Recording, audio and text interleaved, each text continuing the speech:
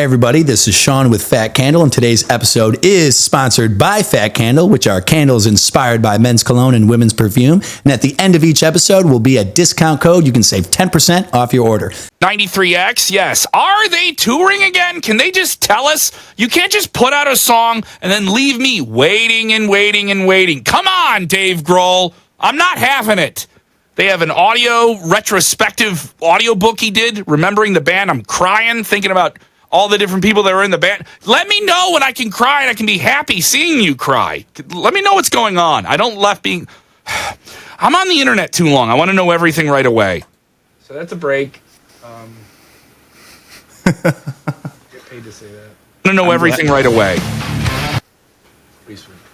I'm glad I pressed record for that. Well, we got that. Yeah, I pressed record as soon as you started doing that. That's did you awesome. get that? Yeah, I did. Hell yeah, all right, I don't think anyone 93X will care. That's all right. Yeah. I think I got it right after you said the radio station. So you're good. Even if they did care. Yeah. But, you guys love Minneapolis's hardest rock? Let's go. Well, guys, welcome back to TorgyTalk. Today's guest, we got none other than Kevin Kellam. How you doing, man? I'm good, man. Thank you for having me, buddy. I appreciate this. Yeah, thank you for making the time. I know this has been a production of scheduling. I know I've had to cancel. You've had to cancel. It's been a little bit back and forth, but I'm glad we finally found the time to do this. I get to do too many ridiculous things, and that now they're just termed that way. Yeah. I have a girlfriend, and she terms like my schedule now as ridiculous things. She doesn't know exactly what I'm doing. She just knows it's ridiculous, and it's, as she puts it, you're getting paid for some of that, right? I was like, well, maybe. so yeah, I'm not being paid for this podcast appearance. I can confirm that publicly. Controversial. Sorry to ruin any bookings that you guys may have in the future. Yeah, we do not pay our guests. I'm a producer, and I don't even get paid yet. Yeah. Co-host and co-producer. Oh, look at that. I put you in trouble, Torg, dude. I put you in that spot. One day we'll get paid. Our views are going up on YouTube on the shorts, so that's doing good. So eventually, we just got to keep at it, Mm-hmm. So how long you been like doing radio stuff? Well, for guys, the guests that don't know, he's what's your time slot on Q101? Sure. You're on Q101 all the time, right? Yeah, you can hear me on Chicago's alternative rock radio station, a beloved alternative rock radio station. Just in the anyone listening to anywhere in LA, they have K Rock. In New York, they had a K Rock. They had big rock station. Q101 is like the alternative station for people for a long, long time. And I've been here. I interned here in 2005. I worked off air for a couple of years. I got let go. I got hired back 6 months later. I got laid off in the pandemic. I'm back. This is my, if you want to say internship, this is maybe my fourth time at Q101 in some form or another in the last 20 years or so. I do weekends and I'll fill in for people. And then through the same company, as you guys heard me goofing off at the beginning, I'm on for 93X in Minneapolis, which is like a really great hard rock radio station. And they have a really great legacy, and I do weeknights there. And then in Rockford, I'm on air in 104.9 the X, which is a 30-plus-year-old rock radio station. So 815, keeping it alive, baby. Talking about beefaroos and all that stuff. I've been doing it a long, long time. As long as I can remember, I want to do radio. I think I started doing college radio in 2001. Okay, all right. So at the beginning of the episode, we just had you. We started recording when you were recording that little piece. What is that? So you record those separately, or is that like, are they live right now and then you're just tuning in and doing your live thing? To tape, basically. So like a lot of what I do on Q1, sometimes it's like up to a minute before. So we're never like, it's never like I press the button I'm on now, I press it and I'm on air. I can do that in an emergency situation. Okay. But 99% of what we do. Actually, outside of our morning show, Brian and Kinsey, they're live. Like everything you hear them do is live. Gotcha. But us, we're live to tape, but like we're getting there and I'm doing the show and I'm like maybe 10, 15 minutes ahead. Okay. Gotcha. That's cool. Yeah. That's interesting. Minneapolis, I'm usually an hour ahead just because we have servers and different stuff like that. Gotcha. Yeah. That's cool as hell, man. I love, I didn't know that I liked, doing like the podcast, obviously, until that's kind of redundant. Started doing it. I didn't know I liked it until it, but like, how do you even get into like, did you go to college for radio, like for Yeah, I broadcasting? went to and stuff? college, and not to say that I love Columbia College because it's the reason I have a job and I got to do the internship and stuff like that 20 years ago. It's because of that. But there's a part of me that's like, oh, did I need all that debt? like, do I need all that? There's just like, oh, I like the college if I didn't have to pay for it. Yeah. Did you need a degree to become an intern? Yeah, well, that's how I got an internship. Okay. I was already doing college radio in high school. So Okay. I started working at St. Xavier University.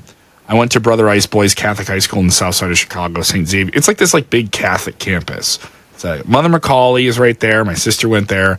I went to Brother Rice, which is right next to it. And then St. Xavier's is like a men's and women's Catholic college, but it's just a college, right? Right. But they had a college radio station, and I was obsessed with radio. Like I was into radio before I was into comedy or music. Before I liked music, I liked that the radio was a thing.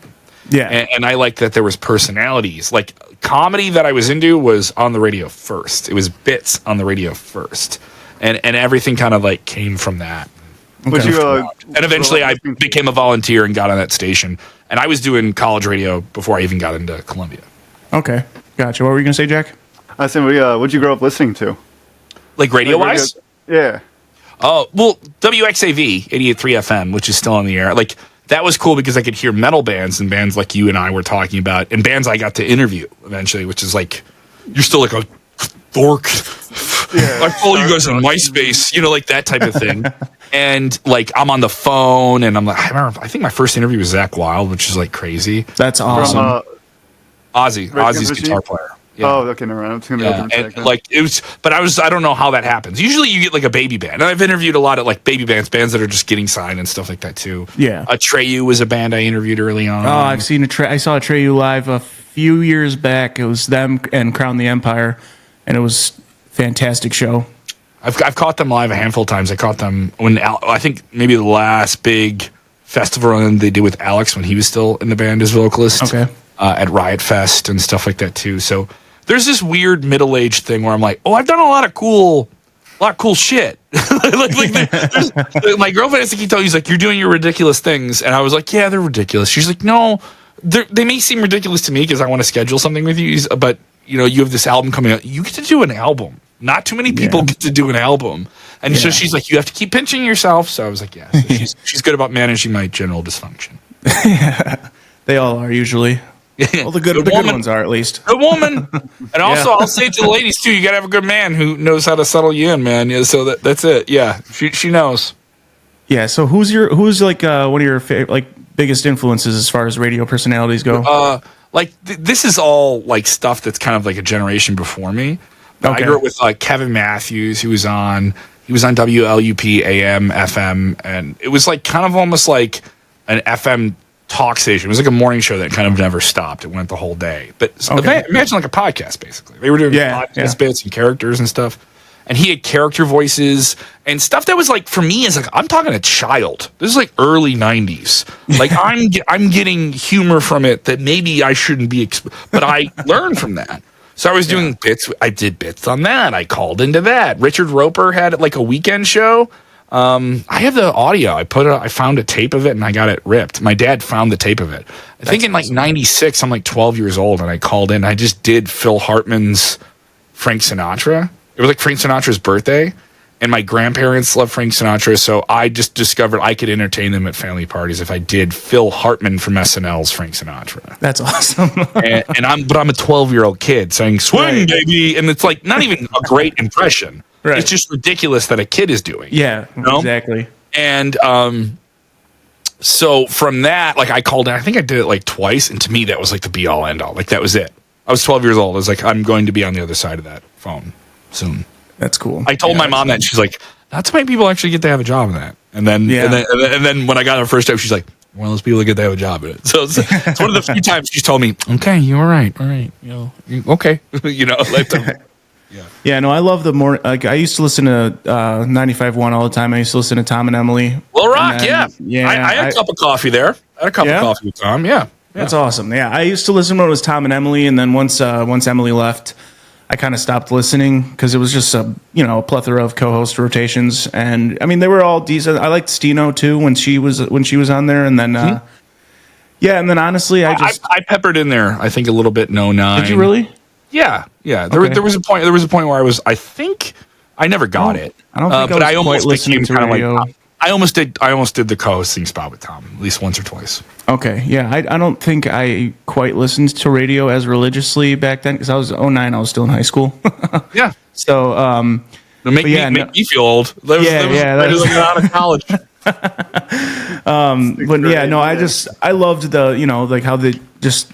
I would, once I got out of the army and started listening, or started having a regular job and going to work every morning, me and my coworker would listen to 95.1 religiously on the way to the job site.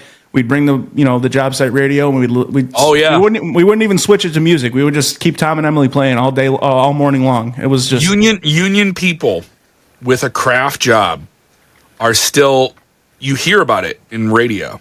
Yeah. Because they're with us. They call it a P1, right?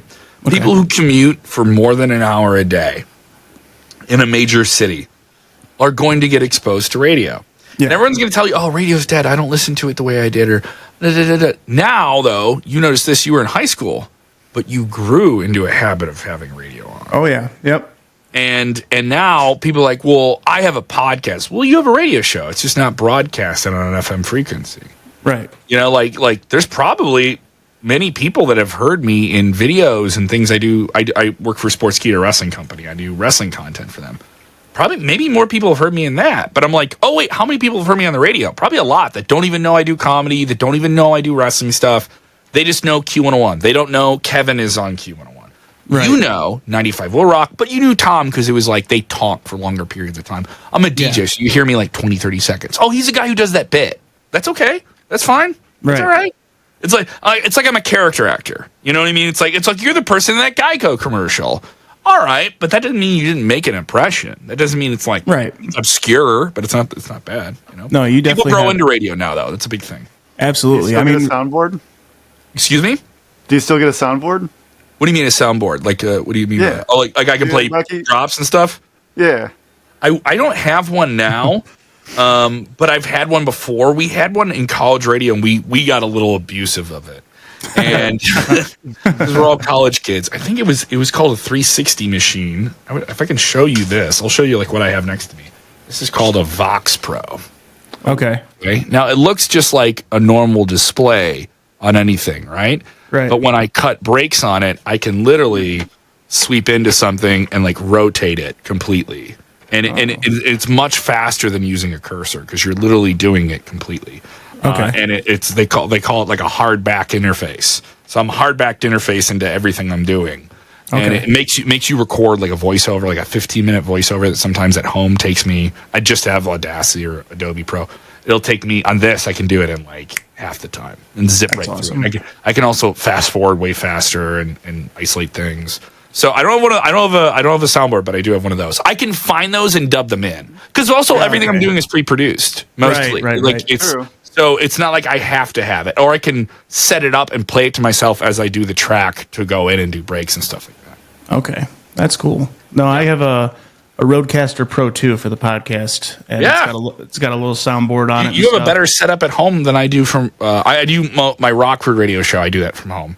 Okay. For 104.9, that I have a basic mic, but I do a lot of like compression stuff in the back end. Sometimes I'll send it to them. They're like, "Hey, we put a filter in this. We thought this one was too hot or something like that." And I'm like, "Okay, Gotcha.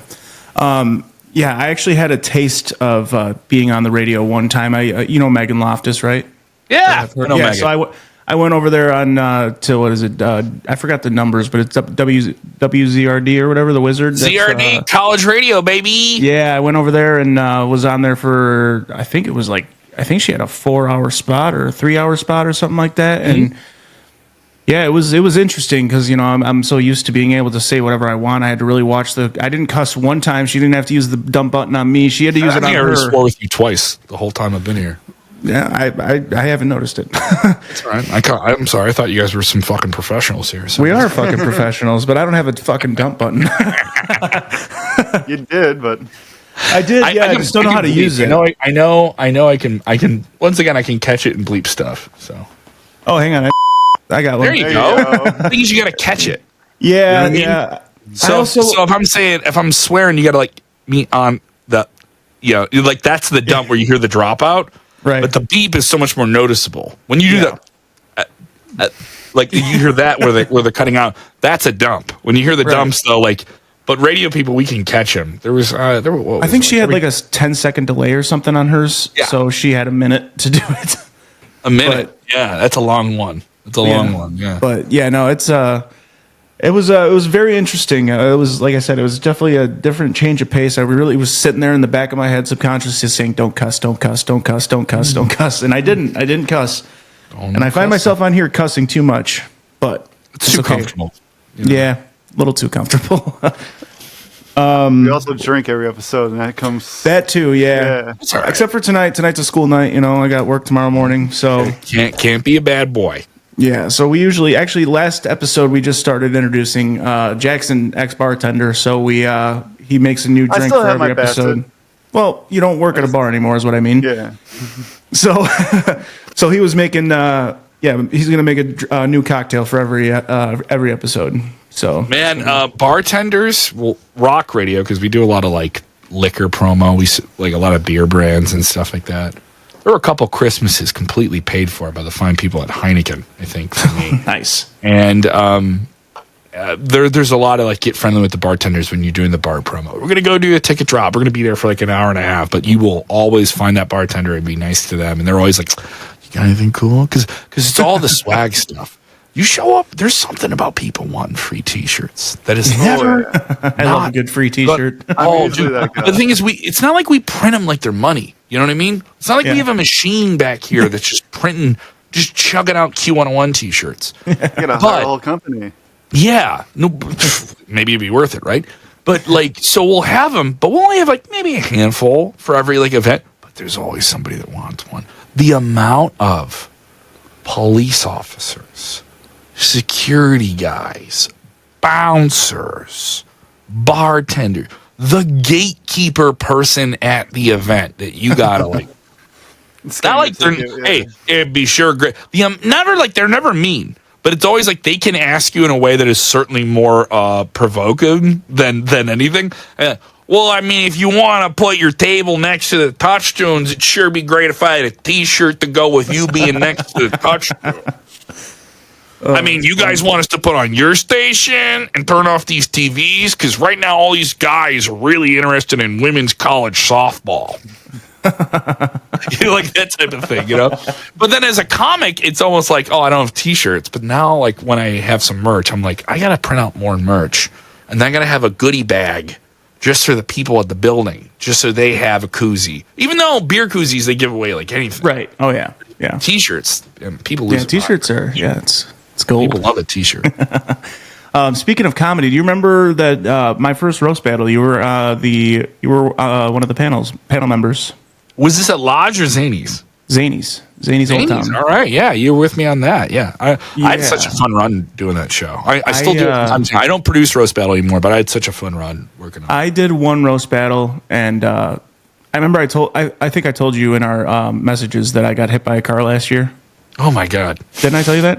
Yes, you did. Yeah. So it's so crazy when someone tells you they got hit by a car, and you're just like sitting there talking to them. Yeah, yeah. It was wild, but that was literally 2 weeks after my car accident, or not car accident. Me getting when the helmet came off. Yeah, literally. No, so that was literally 2 weeks after, and I hadn't been on stage to practice any of my roast jokes or anything so it was just like I was so blown away with the fact that like a year and a half into comedy, I was already standing on the stage that I've been dreaming of standing on. Yeah, and that just took over. I remember the guy that I battled. He actually used to co-host with me on this show. And who did you battle on that again? I'm sorry if I don't remember. Blake Latica. He stepped away from the scene for personal reasons. Right, so happens. So I didn't do. I shouldn't say I didn't do well. I just was very, very. You could tell how nervous I was. I was very shaky. I was like, just my jokes were well written. I did get one out of however many votes. I don't think you voted for me. Thanks for that. No, it's cool though. I literally didn't deserve the one vote.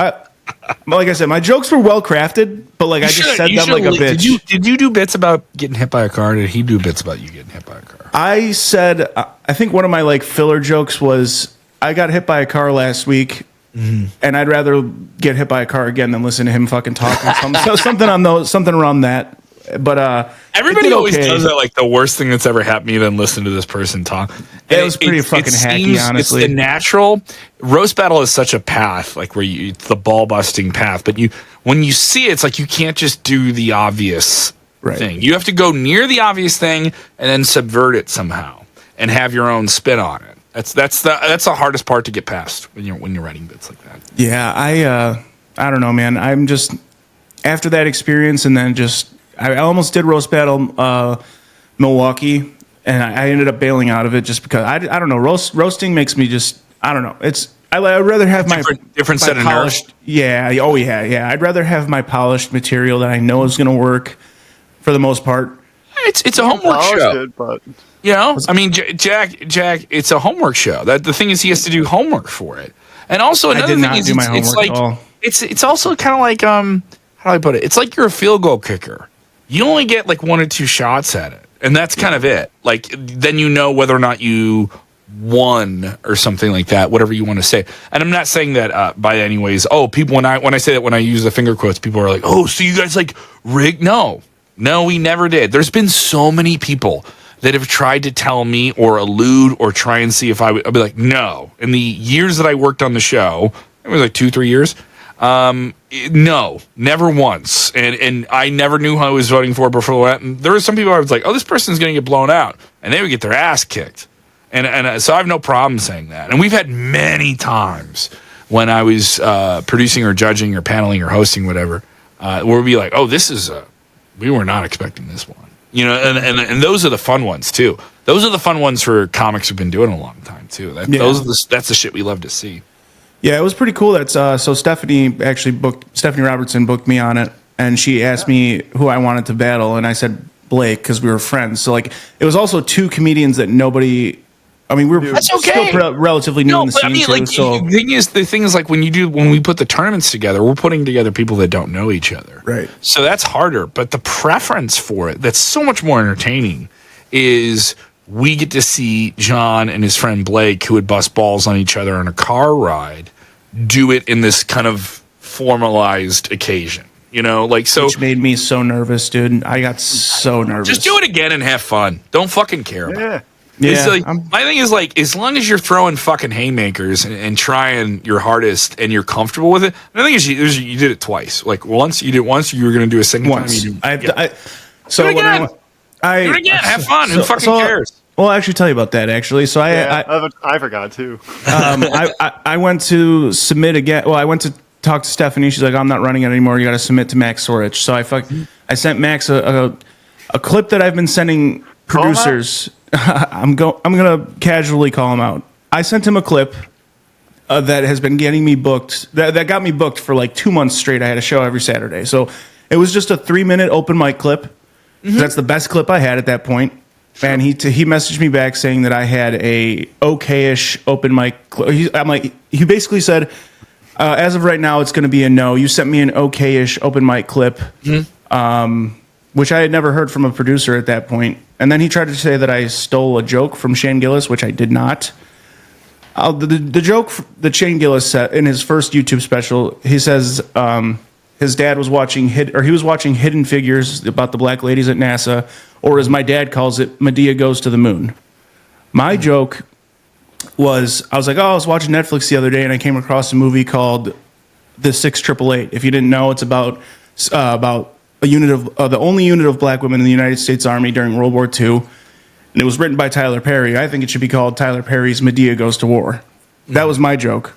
I'm like, okay, but like, yes, it says Medea Goes to, but like, I didn't think that would like, I don't know. I don't think that tagline is explicitly Shane Gillis's. There's like 16 Medea movies. I mean, is it a low-hanging hack joke? Maybe, but I don't think it was stealing by any means. You know what I mean? It's not even the best Medea movie. Right. We all know it's Boo 2. Medea's Halloween Revenge. But But yeah, so basically he said, he's like, just keep grinding and hit me back up in 6 months. And it kind of just put a sour taste in my mouth because I had never really heard that from a producer. I usually just hear from a producer, they say, I'll keep you in mind. Would you rather hear nothing? That's what I asked. Dude, I mean, I kind of like the criticism at the same time. It's like, hey, at least you watched. I like the criticism, but I just don't appreciate. Would you rather hear nothing, or do you want to hear what you need to hear? You know, like that's the hard part. That's the hard part. I don't say in your that opinion, to, like, do you think it's discourage stealing, you know what I mean? I'm not even saying he's right, Torg. Right. I'm saying, yeah. Go ahead. I wouldn't say it's That's stealing, my. it's Go inspiration. ahead. Sorry. That was. I mean, Shane Gillis is my favorite comedian.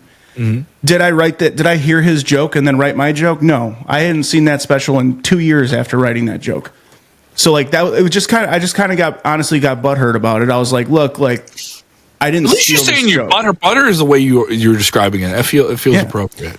I don't know. I didn't like being accused of stealing. That was my biggest. What'd you say, Jack? I'm sorry. I said needs a little cheese. Was that wine? That's an old one. I haven't heard that one in a while. That's an uncle riff right there. That is an uncle riff. That's somebody who's got nephews and nieces and stuff like that. Yeah. Yeah, I just didn't like that he said I stole it, and I ended up getting like really in my head about my act, and like it reflected on stage for like a couple shows until I snapped out of it. But I was like, I would ask multiple comedians like, hey, is this stealing? Do you think this is stealing? Is this too close? Like, what do I do here? I don't say the joke anymore because it just rocked me. But like, I mean, yeah, dude, I mean, honestly, it is a low hanging, kind of a hack joke. You know what I mean? So it wasn't part of my 10-minute act by any means, but yeah, it was just weird to hear. Like, I don't know. I guess it was good to hear. So then I don't do it at a show where people would recognize that Shane Gillis has said that. I don't, you know what I mean? Harder and do a complete act out for it. But yeah, so I don't know. I got to get a good clip. Because every time I have a really good set, I just happen to have my phone up on that was stage. great. Yeah. Film that shit. Oh, shit. Dude, I had a show recently, probably like 2 months ago in Round Lake Beach. Denise Medina was producing it, and she asked me if I Where were wanted you playing up there? What was the spot? It was a Round Lake Community Center. She's got the Round Lake mayor of Round Lake Beach helped her. Like they put together this amazing venue in the basement of the community center. It's like a 100-person room. I love when the people in like small towns. I don't mean to cut you off. I love when people in small towns in the Midwest get involved in like lending their influence to something. Like you brought the Vixen. Stephanie Robertson runs the Vixen. The Vixen is an incredible venue. Like when I play it, I got to play it a couple in the lead up. I'm doing a comedy special. I haven't talked about my comedy special. I'm taping a comedy special. I'm taping my first one. It's independent. I'm putting a lot of resources, a lot of favors being asked of people. We're doing it on the Windy City Comedy Festival. A lot of resources from the festival. I'm working in radio. I'm asking radio people to promote it. Like I'm just asking people. But it is who you know type thing. The Vixen in McHenry is like the spot in Kenry and McHenry for stuff. And it's not just comedy, but it's like the spot for that stuff. And like name bands are playing there. And it used to be this movie theater they weren't using. And the mayor of McHenry got involved and got like these captains of India who wants to put in some money, who wants to make this. So it was like a very good mingling of people who have money and influence and people who are elected and work for the community. Like, we're going to make something happen. In a small town, I'm like, hell yeah. Rally the horses, man. Right. That. I like that. Yeah, thankfully to Stephanie, I've done the Vixen like 8 times now, I think. Vixen rips. Probably one of the best suburban Chicago rooms, for sure. I would agree with that for sure. Yeah. But that Denise Medina show I did in Round Lake, there was like 70 or 80 people in that room. And badass. Yeah, and this was the first time I had done my getting hit by a car joke in front of an actual audience, not just at an open mic. And it just destroyed. And I had the rest of my set. I did so well. And I'm like, my fucking phone is on the stool right now. God damn it. That would have been a great clip. Son of a bitch. Now you have those shows where they just tape the whole show. Yeah. I remember that was like 4 or 5 years ago that started becoming a thing. Not saying every show does it. But they had a show. And then there would be some shows where you'd be like, I fucking hated it. Please tell me you're not posting that without talking. Well, I know my roast battle or it's like Did you get that? We just started filming. I was like, no, that type of thing. I know Zanies didn't post my roast battle because it was not great. Because it also, I don't know if you I have remember, no idea. Everybody, dude. I stopped working on the show last year, and I'm not saying it in a negative way. I had a great time. That is an incredibly hard show to run. Like, I can tell you from stepping outside of it, it is an incredibly dominating your time and energy and interactions with people show to run. There is always someone upset about it because they still worry about competing and being on something and being perceived as better than someone. I'd rather be the another best thing than the is worst it is the number one show for new comics to want to go and do the show and get on stage on Zanies, which is a big reason why when we went to Zanies, I was big about we got to get as many new people on the show as we possibly can. Not like bump out veterans that we like on our show because people are still paying tickets and we got to give them the best we can get. Right. But we got to make it meaningful. Hi, there's somebody coming behind me. I'm waving to them. Come in, Joey. Come in. Hi, Joseph. I'm on a podcast right now. This is Joey Dominic of Q101. How you doing, What's Joey? up, Joey? Good. Yeah, here, I'll turn the mic off. We can hear a little bit. You guys can say hi to him. Go ahead and say hi. What's going on, Joey? How you doing? Yeah, say hi to him. Good. It's good to meet you guys. This is awkward as hell. What do you know? What are we talking about? Why are you taking my headphones? What are you doing? What? No. I just want to talk to him. No, but promote my comedy special. Oh, you got to see Kevin in Hell at the Lincoln Lodge, August 9th. It's Lincoln Hall. Lincoln Everyone's Hall. fucking doing that. It's the wrong venue. I'm dyslexic, bro. I don't know. Oh, dyslexic. You taking my bit too? That's your bit? Yes. It's my That's every comic's bit. my dysfunction. I'm a joke stealer. What can Give me my shit back. Yes, sir. I love you. I love you. All right, I'll see you around. That's great. Oh, that's All right, funny. there we go. Someone earned themselves a PS5 right there. There we go. when I sell the special. Yeah, when I sell the special. It's a Tubi. Real quick, though, back to that. I was not talking shit to you, Max, or to you, No. But I'm just. I love Max. Max is a it great rocked comic. me. It rocked me. It rocked my fucking. It got me really, critical over my own material, which is, sometimes you need that. So not too bad. Yeah, no, just wanted to specify that I was not talking shit. I just wanted to bring that up. But There's a lot of people still think I do roast battle. Like I just never said I wasn't doing it anymore. I was like, you guys will figure it out. Go talk. Because it's way easier than like, oh, what happened? I was like, no, I ran my course with it. I'm doing a lot of other things. You know what I mean? Like it's okay. None of it's you seem like you're busy as fuck. It doesn't seem like you had time for that. Honestly, is that the big reason? Yeah, it's a big reason. I did 15 radio shows last week. Jesus Christ. 15. I was on Netflix? this is my I've been in the radio station every day for the last 10 days, like in a studio. Wow. Like where I have to commute from my house to a studio. Wow.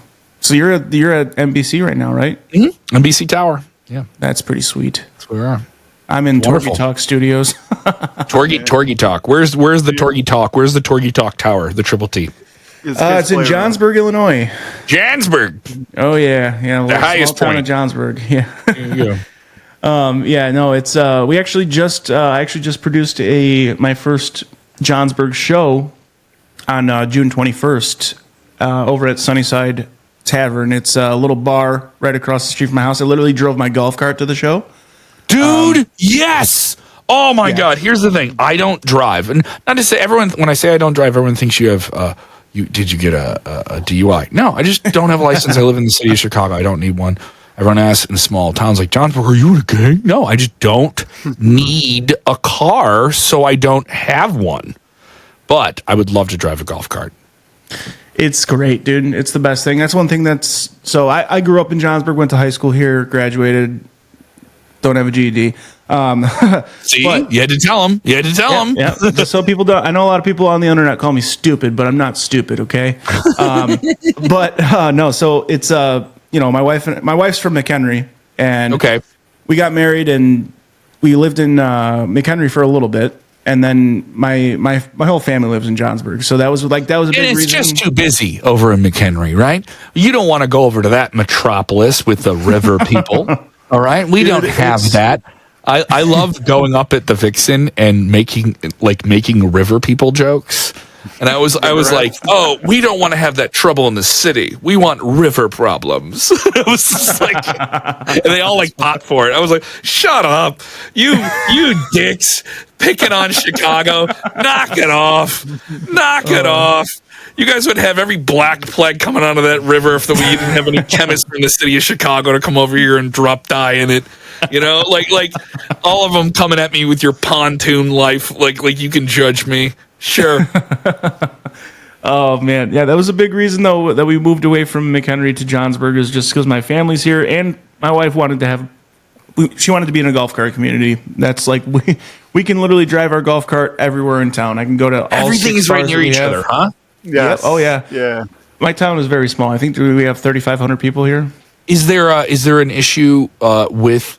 Can you get a DUI on a golf cart? Yes. It matters how you do it. You have to be already crashed. I don't think you can get pulled over. Yes, you can. You can be pulled over. I've only seen people who have crashed their golf cart get a DUI. But it has to be something where, like, if a cop is pulling you over in a golf cart, you have to be belligerently drunk or like obviously holding booze. It's not a .8. Listen, bud. So like if it's I'm going to my Chicago cop accident. Listen, we'll let you have a 12, a .12, but you know what I mean? A .8. We're not going to fucking chip you for that. You're on a golf cart, all right? Like, it's fine. So as far as I know, the only people that have caused problems in the town are the people that are on the UTV, the side by sides. What's Those a are UTV? They fly Tell me by. everything. A UTV, They so fly like by. like those the Polarises. four-seater fucking Polarises with like the roll bars and shit. They go like 70 miles an hour. You're talking like an ATV, like hunter vehicle type thing. Pretty much, yeah. Those like are the people no. that cause Off-roading problems. truck. That's a G.I. Joe mobile command unit. You know, I'm like, no. They're flying by. I would be too if I had one. You want to go fast.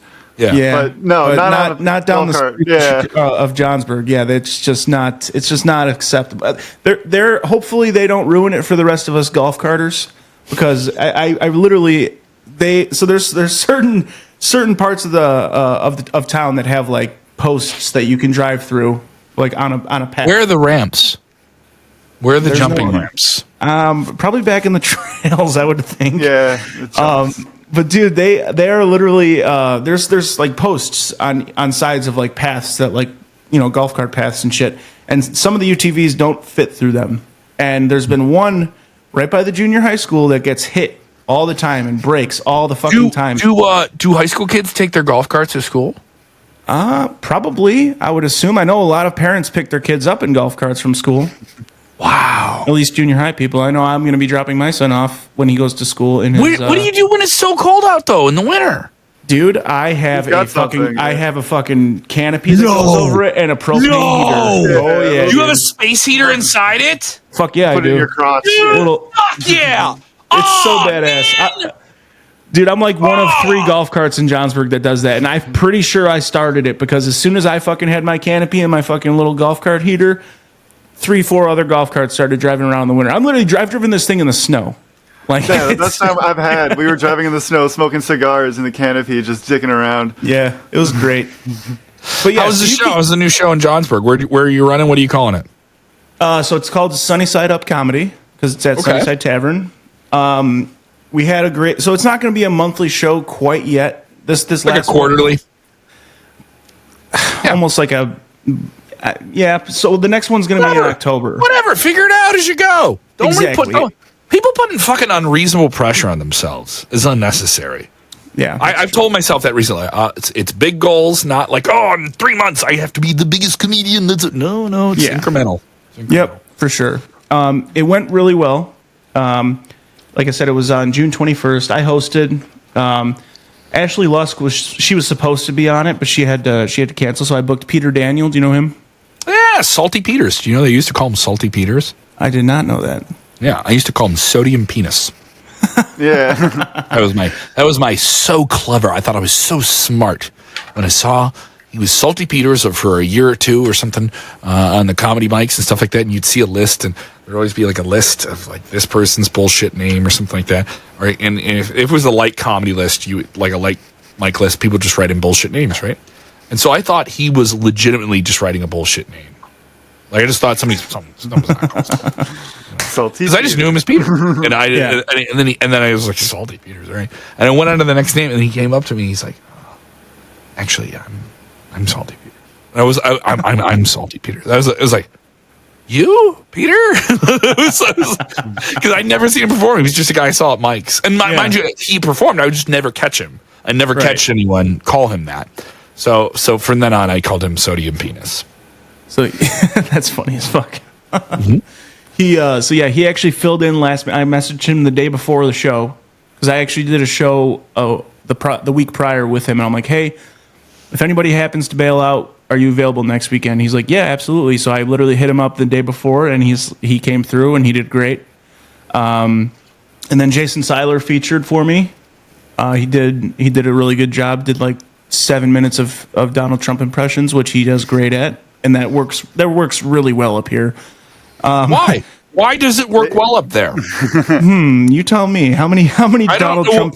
Why is that? Why does it work well up there? It's a very conservative. River people are very conservative. They're coming for our rivers. They're coming for our sweet, sweet river jobs, and they want to ruin our golf cart way of life.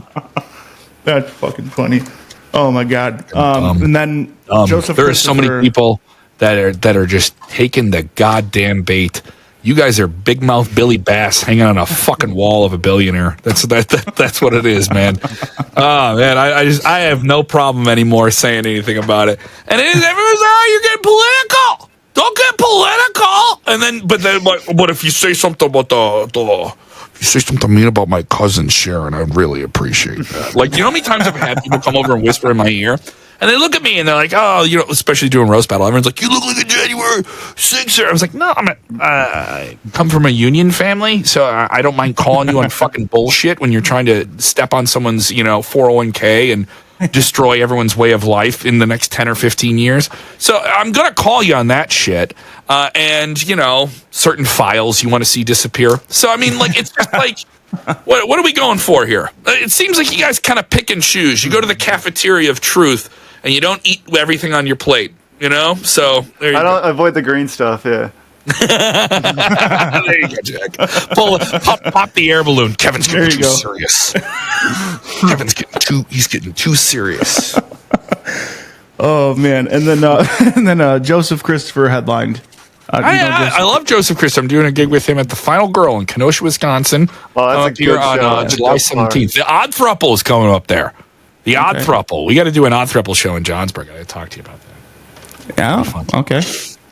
I've never seen anybody crush a bar show as hard as Joseph Christopher crushed this show for us, dude. Because he's also Johnsburg is his hometown. He grew up in Johnsburg. Joseph is a sweetheart of a human being. He is just a teddy bear of a guy. He's a guy where if you don't know him, I just want him in the rotation of a conversation. You know what I mean? Like he's fucking just smart, a sweetheart. Too. He's very I know I'm smart. a braggart in a loud mouth, and someone has to pinch me in the arm and tell me to shut up. But Joseph is a sweetheart. I've done some great shows with him. We did a Parlor Pizza Pub in outside of Rockford where I do radio. Park? Yeah, I'm gonna say Love's Park. Yeah, Windsor Pizza. Yeah, that's the one I did. That's where I met Peter Daniel. Windsor Pizza Parlor. Yeah. Yeah, I hosted that I hosted the. He had a Father's Day themed show, so all the comedians were dads. I was the host, and and that was where I met Peter Daniel, and Ryan Mason headlined that one. He's really cool too. Yeah, I've worked with Ryan up in Milwaukee a handful of times. They actually gave me. Go ahead. That's a small room, right? That's a very small room. Yeah. I've done it a handful of times, and there was these shoes, like sneakers. Yep. They were up on the wall, and they had like pizza design them. Someone like grabbed a really nice sneaker, a burgundy sneaker, and they painted like pizza stuff on them. And so it was like a real sneaker. And I did the show with James Fisher Jr. James loves himself a sneaker. And it was me, James Fisher Jr., and Tina. That's the Odd Thruple. We don't look like we should be friends with each other. Tina Ukana is a tall woman. People are going to call her blue hair. And then some people say she's just a complete Amazon of a woman. If you want to help, if you need someone to help you flip a car, Tina's going to help you. Right? What? Doesn't she do the Reggies? Yeah, she runs Ha Ha Bell at Reggie's. James Fisher Jr., we've been gigging together for years, but the three of us had a fucking ball. We're riffing over the crowd. People are cracking up. James is asking people if he can hook up with their grandmothers. We're having a great time. James is joking. He's like, I'm a black man looking at designer pizza sneakers on a wall. Right? How much I want those shoes. And we did so well. The owner of the place comes up and says, do you want those shoes? And he goes, what? And he's like, they're up there. We just have them as decoration. I don't need them. That's the whole spot. I want to change something else for there. Someone just made them for us. Do you want them? And he goes, you serious? He's like, yeah, go ahead, take them. You guys are great. So James went out of there with pizza fucking sneakers. I think we got a plate of food too. We had a fucking great time. And then we went and did Wasaki, Wisconsin. You ever been all the way up there near the peninsula, the Upper Peninsula? Talking about these are the shows that I do more time at. I don't think this show coming up in Chicago at Lincoln Hall on the 9th.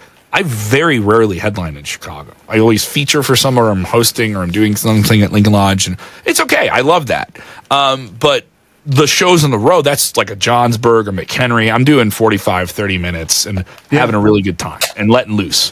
And doing this run with Tina and James, we went out to Wasaki, and I had to run from the radio studio to a train because I had to pre-tape a whole radio show. I'm on the radio while I'm getting on a train to get in the car to drive to a show, and it's just rushing. And we get in there, I'm so relieved. And then we're literally getting into the show. People eat food. It's Upper Peninsula, Wisconsin. It was right after Donnie whatever got shot and so like it's a weird temperament. And we're kind of asked, like, don't do trumpets, but if they're cool with it, go with it, right? All right, yeah, it was fine. And we're fine. We completely understood that. But we get in there and like we literally get to the show. We find out they're adding someone to the show that we don't know. And we're like, okay, like I can't get too upset about it, but it's somebody's first time doing comedy. They're a friend of the venue. You're like, all right, and, and like they go first. It's weird, right? Right. And he goes, well, Tina's going to host. Tina's got reps, and they all know. Another thing is in this small town, it's not like we're names. They just know comedians from Chicago are coming to Wasaki to entertain Wasaki. In Johnsburg, that's a selling point. Yep. None of us are names. Comedians who play Zanies are coming to play Johnsburg.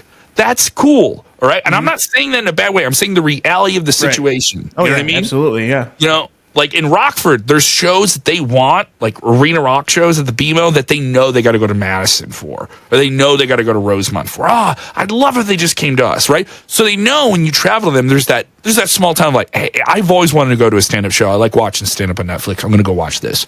And that's great. It's wonderful. They literally just want to see the art form. Yeah. So they're there, though. But the problem is they've been drinking for an hour and a half because they got like the banquet style. It's like people drive in 20, 30 minutes. Some people are in golf carts. Half the parking lot was golf carts. So they're not getting DUIs. You know what I mean? So you have people that are driving 20 minutes in, and then you have people that are driving 5 minutes in. You know what I mean? On a golf cart. And they're like, we all get plates of food made for us. There's a kitchen rolling. They want an intermission, so they want him to go up. They want her to go up and then him to go up. And it was the only time I ever pulled stroke. I was like, no, we drove. They're here for us.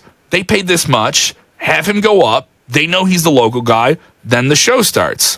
And the booker was like a little weird. And the guy, though, was behind him and goes, thank you. It's way better. Because he was like, I don't want to have to go on and follow you guys if I can't do it. And he understood. So I was like, oh, that's really smart. Thank you. I appreciate that. And he was kind of with me.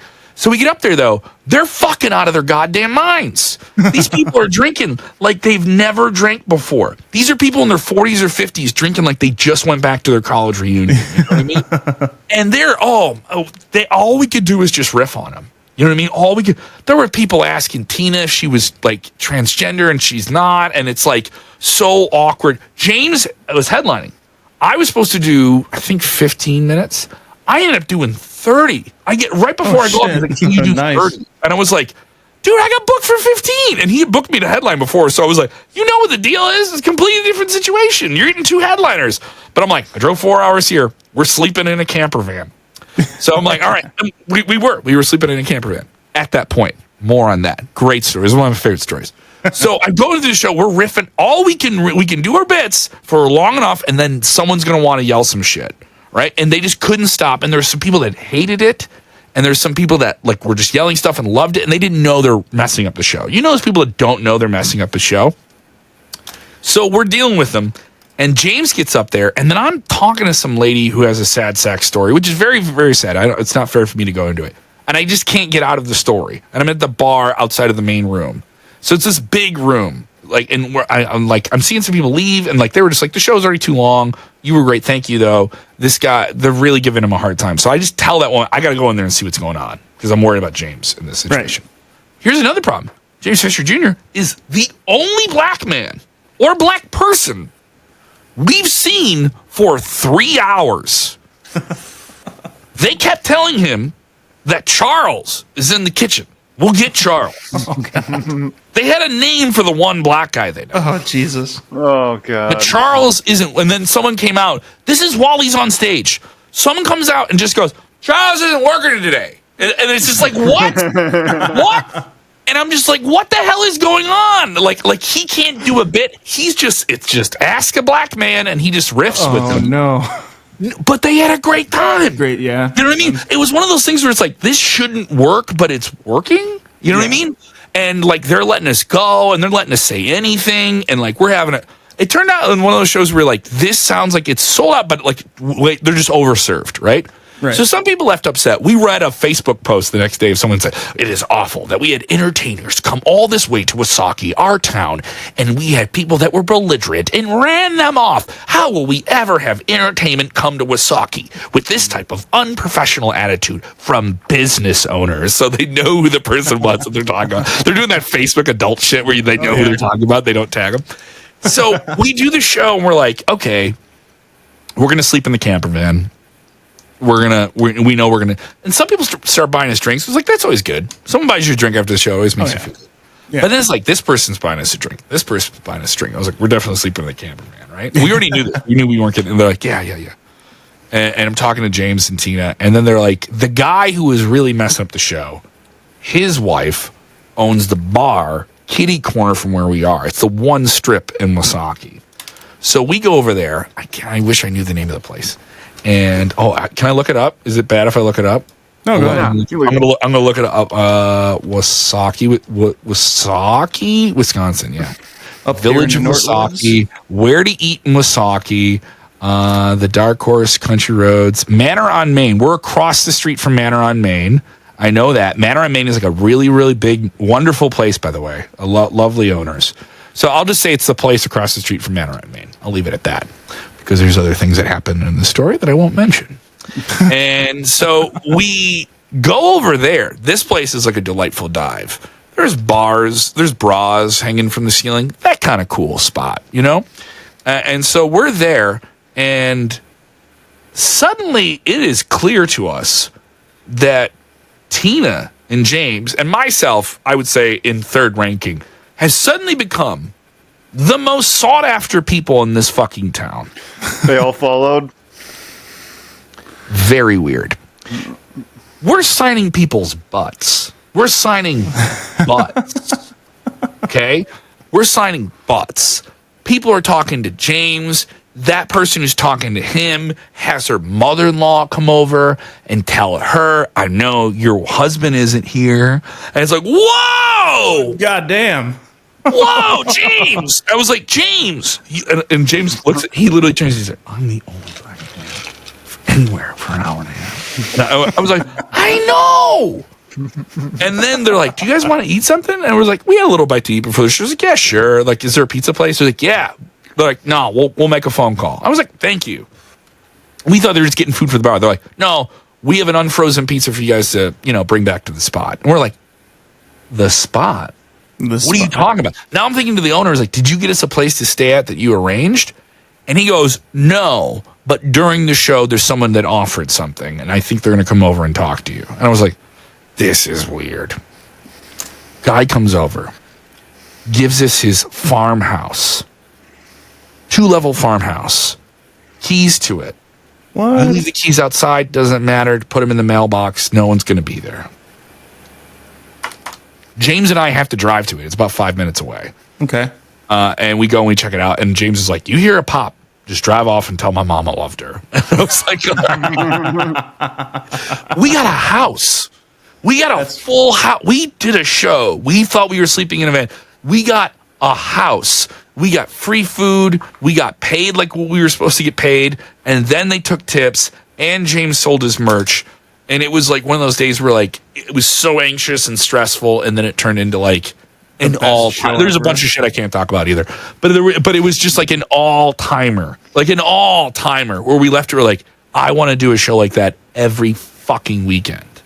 Even if it's in a small town, but it's like that type of crowd and that type of energy, and you always leave with a story. It's always a great one. Well, maybe you should have the Odd Thruple come up and do the next. I'm trying to figure out who to book for this next one. And would you like to headline it? And would you like to bring the odd? Would you like to bring the Odd Thruple? Torg. We'll talk about it. But it's fun, man. And we're working a bit we do called Thruple Therapy, where the three of us just get up and we just whoever was fucking with us in the show at the end, we're all going to go back and get them at the end of the show. Like that. Beautiful, yeah, dude. You'll love it, dude. So there was, I mean, the most people I've ever seen in that bar is on a karaoke night. There was like maybe 20. But this night there was like 50 people in the bar. Yeah. And the thing is, in Johnsburg, that's like 70 people in one place. Oh yeah, dude. Everyone's like, ooh, it's happening. And then there's also that thing where like when people start to watch the show, they're like, no, we got to turn the TVs off. This is like real. There's some people that are like, no, this is like, we got to treat like they have respect for the people coming and traveling. Whenever I know that, I'm like, thank you. I appreciate it. Yeah, no, everybody was very respectful during the show. Everybody was dying laughing. And I knew everybody came for the show because after the show, 30 fucking people left. I was like, holy shit. Like, I know there's, 15 regulars there, and then the rest were there for comedy.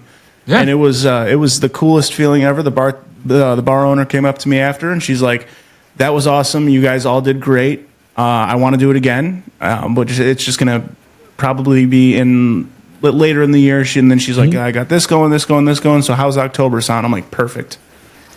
So yeah. We'll talk details about it, but yeah, I'd love to have you up there, dude. It's a cool ass room. It's like probably about the size of Windsor. Yeah. But I love that.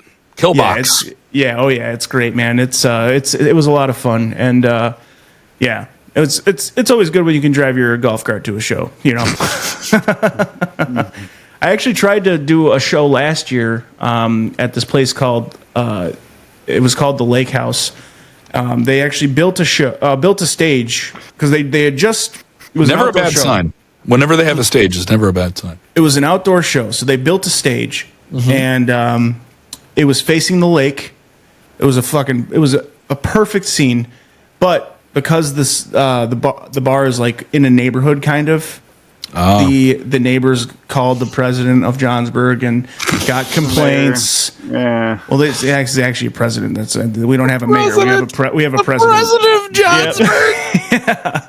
So they called and complained that there was cussing. Mr. Johns. They called Mr. Johns. Yeah. They actually called and complained that there was cussing and stuff. And then one of the comics, Luis Ramirez, one of our really good friends, cussed out a whole boat. Yeah, because a boat drove by. He tried to work the boat. A boat drove by and they honked, and he's like, "Yo, fuck you!" Like we just started bantering back and forth, and then they honked, and he was like, "Me," like honked back at him. And it was just, we're having a ball. It was a great time. Jack did a spot. I hosted. A couple other people were. It was a fucking great show, and they ended up getting so many noise complaints for having bands over the summer after that. Excuse me, that they ended up having to rip the stage down. But now, apparently, from what I heard, they actually have been doing shows on the water because essentially the city or the town of Johnsburg can't do anything about it. Unincorporated. We need a barge on the water. Yeah, it's like a fucking casino situation. I mean, hey, listen, no seats. My material works on land. On water, I go. Okay, I'm a headliner on water. Land, sea, and air, baby. Land. Host on land. Yeah. Sending waves of laughter. Stupid. About to make a ripple. It's ridiculous. You just want to play a place where people pay to see you, and you get paid a little bit, and you get a free drink, and it's like, you have to fight against touchtunes and TV screens and DraftKings and gambling machines that are in the corner, and the host of the town who doesn't want you to swear, but you can swear, and can you please say something about these liberals?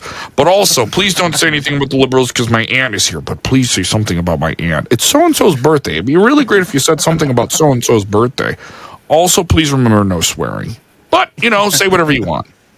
Dude, it was a fucking great time doing this show in my hometown, man. It was so cool to bring comedy to this town, and I'm glad that they're giving me. We would love to book you on Friday, but that's when we have the meat raffle. Yeah, seriously, dude. That's the most Midwestern thing, you know what I mean? Like, seriously, they've had so many meat raffles there. Yeah, we'd love to have you, but that's when we're having the Coast Guard raffle in the middle of Illinois. That's when the Lions Club event is coming. Yeah, the Johnsburg Lions Club. Yeah, I mean, and that we're having the senior fishing tournament get together on that day, and it is a big event. It is a big event. Yeah, I was like, well, I guess that is. Yeah, they usually also, I think next weekend or the weekend after is the Johnsburg Community Golf Cart Crawl, where we, dude, that's literally police escorted. Do you have open container in the golf cart? You're not supposed to, because the cops are escorting us through the town. Everybody just puts them in these. Oh, come on! You throw them in your Yeti. Are you telling me? I'm sorry. I'm sorry. I'm the big city Democrat coming in and kicking over the can of little town golf cart criminal corruption. All right, ignoring open container laws with your Stanley Cup cups, all right? Just every Karen and Joanne and Crystal with a K is driving around in their bedazzled, butterflied tramp stamp on the front golf cart, all right? Playing Leanne Rhymes like no one's ever heard it, all right? Claiming that they're a redneck woman when they've never even, been anywhere in Arkansas, all right? It's just cranking up all that stuff, all right? Have you been to Johnsburg before? No, but I know. So accurate. Okay, I've been so accurate. I haven't been to Johnsburg, but I've been to a Johnsburg. Okay, so that's all I'm saying. All right, that is so and there accurate. you guys are. Just saying. Well, we know my nephew's on patrol. So that's still the Chicago thing, by the way. There's still that, by the way. Well, we're not Chicago. We're about that. Come on. It's like so ridiculous. Everyone has their own localized bullshit. You all have your own localized bullshit. Hey, listen, we're cool, but we're not McHenry. You know what they're doing in McHenry, right? Like this, you know what they're doing over there. And so it's like, but you're driving around in golf carts, with, mojitos, but it's cool. Yeah, the cops DUI test outside my house. What would you say, Jack? I had to take a DUI test outside my house, like No really a block away. Getting off the golf cart? No golf cart, but I'm jealous. That's all I could say. I wish I had a golf cart. You got right to the door. They made you walk the line. Yeah, they're like, get home safely. I'm like, thanks. They just let it take one turn. Oh, man. You know what they should do? They should just chain link all of the golf carts together. And just, you know what I mean? Just like, all right, everyone has to brake at the right time. It's a giant like human centipede of Conga golf line. You know what you guys need that isn't a golf cart? You ever seen like the Universal Studio movie tours that they do? Oh, that's the fucking little trains. Yes, you need a tram. The open, like the big golf cart. You need a tram. Imagine pulling up in one of those, dude. You'd be Get the 16-year-old kid who just got his driver's permit. He doesn't drink. He wears the wristband. You feed him Monster Energy drinks all night long. He gets to stay outside. You give him Minecraft on an iPad, right? And you guys get driven place to place to place. Oh, that's great. That'd be fucking hilarious. Yeah. I've seen a homemade one, but never, a real one. It was literally just a lawnmower with a rolling chair, a wheelchair, a shopping cart. Are you telling me there's been someone taking a riding lawnmower? Are you telling me there isn't someone just pulling up in a riding lawn? Hey, I took the blade off. Oh man! If you go to Richardson's corn maze, they have. I know. If you go to Richardson's Corn Maze, Are you telling me about someone getting hammered outside of a fucking corn maze? Driving Getting along lost. like it was a car. Listen, I got DUIs, but it's not illegal if I'm cutting grass, okay? Not illegal. I'm not popping piss if I'm cutting I'm not grass. on the road. I'm not on the road, all right? I'm on a field. I'm field legal right now. I'm not road Richardson's legal. Corn Maze has a tractor that pulls Field sobriety 55-gallon drums that Yeah. are cut open for a person to sit in them with wheels, and there's a train of I've them. been in one of those. Yeah, There was like yeah, the that's- zombie maze thing they did for one of the Halloween things where they have like the paintball guns and stuff like that. I did Yeah. one of those. It was fun. Yeah. Yeah. But yeah, that Johnsburg pub crawl, dude, but the police escort us, and we all they know people are at the bars drinking, and then they You guys escort didn't us to call the next cars. one. They just let you go? Just They're once getting a year. You know what? Just It's- once I a guess year. but I guess they'll give you a look over and be like, all right, you're at bar number 4, bud. Come on. Yeah. Just leave it here. But it's also somewhere where if you leave it there, you know it's yours, right? No one's running off with it. Oh yeah. I also I take my. Are they all electric? No, mine's gas. No, Some are electric though, right? Some of them are electric. The newer ones are the lithium battery electric ones. Those things haul ass. Mine goes about 17. Okay. You running I got gas the- on this, or what are you doing? You Yeah, burning mine's coal? gas. Gas. Yeah. Not quite coal yet. No, I got a gas one. I pimped it out, man. I got the underglow. I got the fucking Bluetooth speaker You above have an me. underglow, dude? no spinning wheels yet. We're waiting till Christmas. Yeah, waiting for my spinners. They haven't quite come in yet, but dude, I got big mud tires on mine and shit. It's fun, dude. It's a fun town, man. It's a little, I grew up in a small town. I grew up literally here, and it's weird. It was really weird to come back to the same town that I grew up in. I was very skeptical when my wife wanted to move here, and then we've been back here for 2 years now, and it's just like, yeah, this place is pretty cool, but Yeah, it's just so far. It's just so far away from like the city and the scene. Like that's a big, now that Makes I'm you back plan at your work- shows though more. Makes you plan your shows more and makes you hustle more. Yeah, There's been offers for me to go do radio in like areas like that. I'm like, Yeah. I want to give up the city, and I still do Rockford. I love Rockford, and I go to Rockford at least 8-9 times a year. Okay. To do shows. Yeah. But I'm involved with the radio station, but I'm not physically there. But it's work from home type stuff. You make it work. Yeah. The only I thing understand that disconnect though. I get what you're talking about.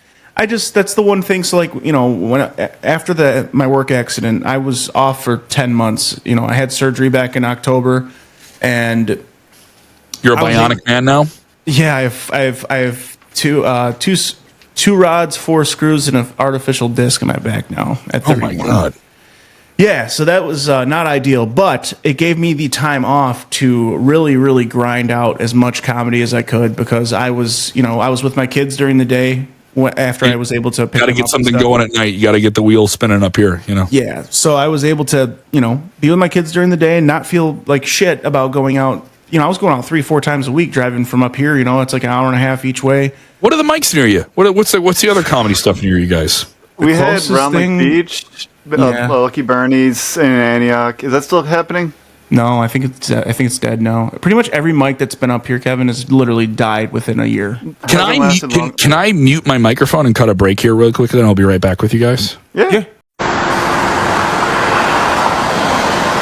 At this spot, famous gangster John Dillinger was killed by the FBI. I'm doing a fucking promo! At this spot many years ago, famous gangster John Dillinger... God fucking damn it! Here we go. 1, 2, 3. At this spot, John Dillinger was murdered by the FBI. But on August 9th, I'm going to kill right over there across the street at Lincoln Hall. Kevin in Hell, 9 p.m. Got it. We're good? No honking? Don't honk.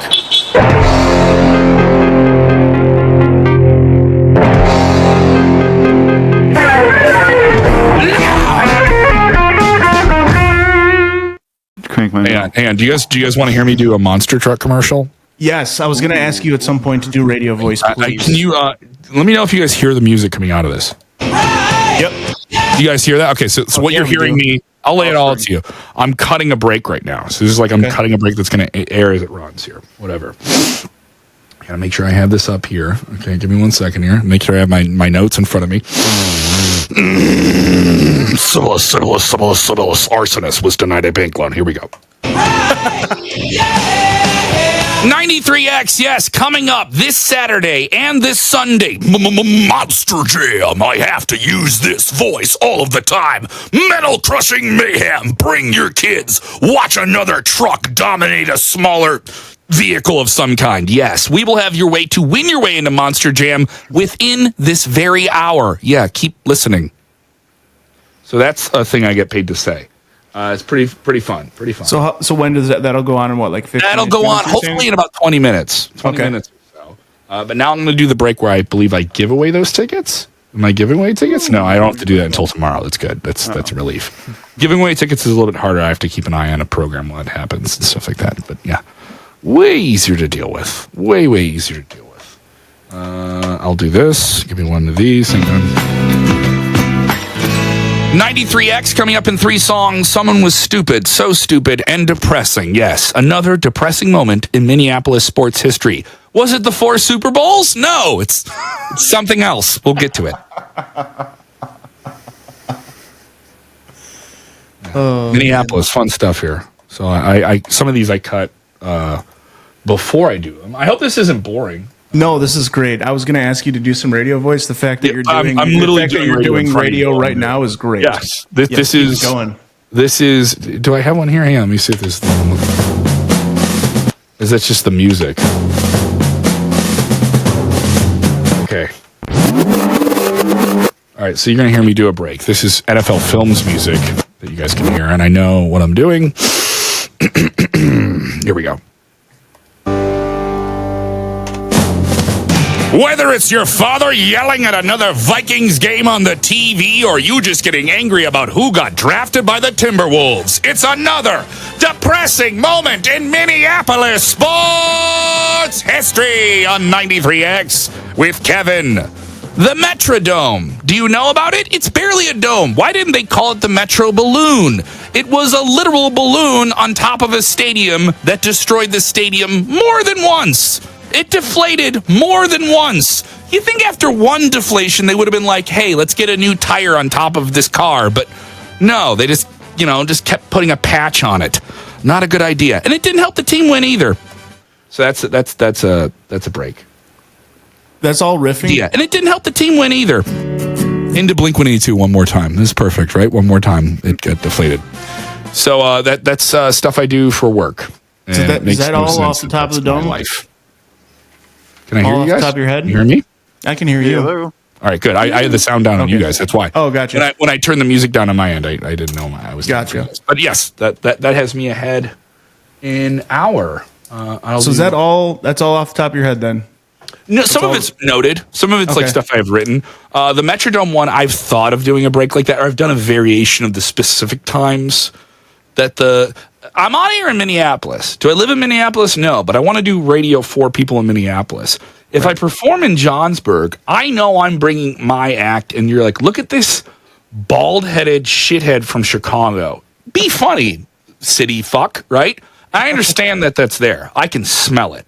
But the second I can go and make jokes about a golf cart, it's my inquisitive nature. I'm very curious. Right. And that's funny to me. And if I find something funny, I want to talk about it. In Minneapolis, they have a lot of depressing, like, sports stuff. Oh, yeah. And I found this one page, and it literally has, by the day, every depressing thing that has happened on a day of the calendar in the history of sports in Minneapolis. Oh. And once I started going on air in Minneapolis, I was like, I don't want to mispronounce, like, the neighborhoods wrong. They have a lot of Native American named neighborhoods around them. Like, people say Elgin wrong all the time, right?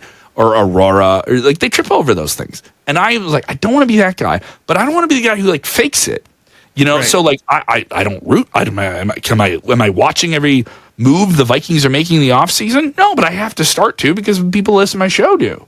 Right. So I have to kind of have to care about that. You have to meet them in the middle and have intersectionality. So it's funny making fun of some ridiculous thing like a balloon that they put on top of a stadium and then they called it a dome. It's not a dome. It's an inflated thing. You know what I mean? Like, so, like, I think that's funny. We can all laugh at that shit. So, that's the type of, it's also the radio I listened to when I was a kid is the radio I want to do now.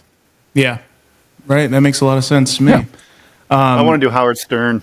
Love Howard Stern. Baba Booey, fa fa fa fa fa hoy, the king of all media. Howard Stern's penis. Have you ever seen Private Parts? Have you ever seen the movie Private Parts? Watch No. it. Oh, Jack, are you a Howard Stern fan? Yeah. Gotta watch Back in the Private day, Parts. yeah. Private Parts doesn't age particularly well because there's a love story in it involving his first wife, and they, about 3 years after the movie came out, got a divorce, which is just unfortunate, and that's just part of life. Hollywood. But in the movie, it's like he has this insane life, and then has like a healthy family, and then it just unfortunately went away, you know. But he took care of his kids. He's the probably most successful person ever in the history of radio, ever. Yeah, Like in terms of I'd say. success, influence, basically satellite premium radio, like the He's still HBO going, it's just not radio. the same. Sirius XM is like the HBO radio. Like that got built around him and it did a lot of great stuff for a lot of comedians. He made like so many comedians in the Northeast in the last 20, 30 years were made doing Howard Stern. And then by fault, like Opie Anthony and O&A and like their run together and the great stuff. It's like people crapping on radio. And, I don't listen to it. I was like, you want to go play? What's the radio station in Johnsburg? I should know. You know what I mean? I should know if I want to go and play that. But we go and do that bar show we're talking about here. All right, I'll find out who that small town radio station is that has 500 watts. Because somebody hearing it is going to be like, oh, they're doing that for us? And that means something. Yeah. I'm not saying I'm the biggest guy in the world. I'm going to go do ham and eggers and hot dog and handshake shows and play for, hey, if I make enough money to pay my cell phone bill, I'm still doing it. You know, I'm not claiming I'm going to be the next big thing, but if I can be big for me, I'm going to be big for me. I'm still going to try and get on base, you know?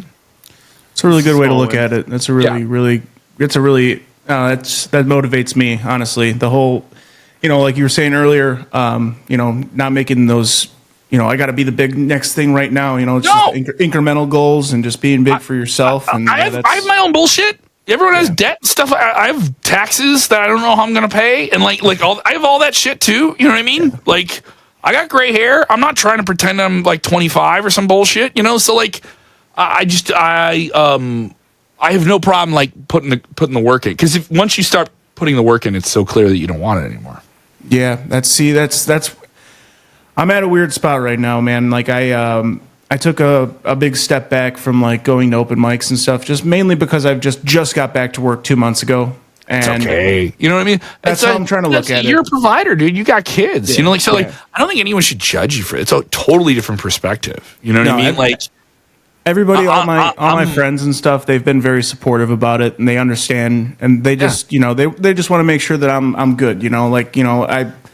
I've been going through shit with like my real dad, and it's just like I'm trying not do what he did, and I'm just like you doing bits about it. I'm starting to write about it now, because it's like it's still pretty fresh. It's like 3 months in of all the conflict that happened. Yeah, and I'm gonna start. I've just started writing a bit about it yesterday, so I'm gonna eventually. I'm not putting a date on it, and I'm not putting a timestamp on when I need to go and how many times a week I need to go. I'm just gonna go and just work it out and just go from there, kind of. Yeah. What are those spots nearby you for the mics and stuff like that? Where are they at? So we had one, like Jack was saying, in Round Lake Beach. I can hear you, by the way. I'm just pulling up to get my phone from somewhere. Go ahead. So I think the closest open mic would probably be Addison's mic, right? The one in Villa Park. And that's barely suburbs, but yeah, that's like the Villa Park mic, the Mystery Box on Tuesday nights. Shout out to them. Mystery Box. I think that is the closest one. I couldn't tell. Oh, what fuck? I feel like there's another one that's closer. there's like the Parched Pug, but it happens like once a month. I don't even know where that is. Yeah, I honestly Libertyville. Yeah. I play Parched Pug.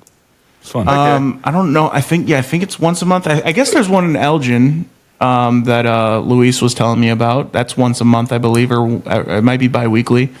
But yeah, I don't know. I also got myself into this weird spot where I thought that I have to go to the right open mics. That was when I was doing my grind, like where I was like, I gotta go to this. Right. But at this point, what I'm looking for at this point is just reps. I just need to go wherever it is. It could be, fucking Lucky Bernie's in Antioch. If I don't even have to ask Billy Long if that's still going on. But that was one that was every Tuesday for a while, and then a certain someone said some wrong jokes in front of the owner. The wrong person there. Yeah. Yeah, and they're like, "Yeah, we're gonna push this to." I'll just not happening. We're gonna push it to not happening. Pretty much. Well, I mean, so I think like once or twice a month they have like a Pride night. Pretty much they have a Pride night, or they have like I know it's drag queen bingo. Yeah. And yes, yeah. So the owners, moneymakers, right? Well, the owner walked in and somebody was doing. You want to talk about a show that makes money in a small town that upsets a bunch of fucking backwards idiots who don't know how to drag their knuckles away from a Facebook feed? It's a drag queen show. Yep. And you want to know what show makes more money, hand over fist, than what you and I can do or a cover band can do? It's everyone's grandmother and their aunt and their sister getting a drag queen show to come to their town and entertain the fuck out of them. And they all come with wads of cash. And they're entertained and they have a great time and they take pictures and they ask how the makeup's done and the hair is done. And they love the outfit and they love the pageantry and they have a great fucking time. But somebody's got to say no. Of course. I've always wanted to go to one. I never had. My wife's best friend is a drag queen. He moved to I think Austin or Houston, one of the two. He moved to Texas, so I never got to go to watch his show. But I got to go see one now. You're fun, dude. My wife loves going to them. She says they're a lot of fucking fun. Your wife, you want to come to the comedy show? Maybe drag queen show. Oh, yeah. Oh, yeah. She loves. And then you'll see this too. Going to them, you will see this. She will doll up for that show. She will not go to that show. And I'm not saying she's going to dress like she's going to a wedding, but she's going to like date doll up. Makeup is getting done. Hair is being done. A choice of outfit. Someone else she knows who may or may not be there, she will consult with about what she will wear. Seeking the compliment, even in passing, of a drag queen is catnip for straight white women. Even if they want those drag queens to be illegal, they still want to be complimented by the drag queen. I got to go to one. I got to go to one. Go. Fun time. Yeah, I have never been to one, but yeah, like I said, he moved away. I don't even know if he does any drag shows down in Texas anymore. I don't think he does it anymore. But yeah, he would get all dolled up for it, and he would get pretty good at a job at doing his own makeup. I was like, oh wow. Have you seen the movie Love You? I'm gonna cut one more break here, guys. Give me 1 second here. Hang on. Let's do it. Let's hear it.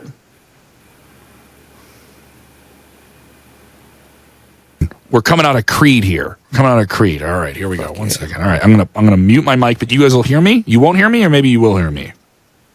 Maybe. Just be quiet, and I'll do it. Okay. Right, here we go.